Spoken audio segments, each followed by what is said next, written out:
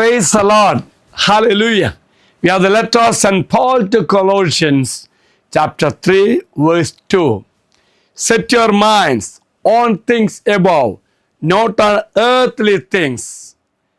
Dear friends, this verse instructs us to align their thoughts, priorities, and affections with the eternal heavenly values rather than temporary worldly concern.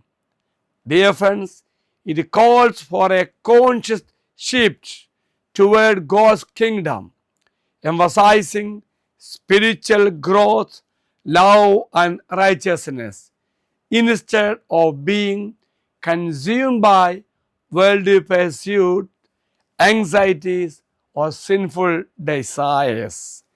Our mindset should reflect our new identity and heavenly citizenship, not their old earthly nature.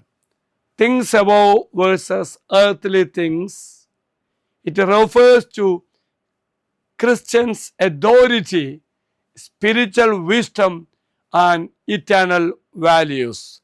Earthly things refers to selfish ambition, anger, covetousness, and fleeting worldly pleasures.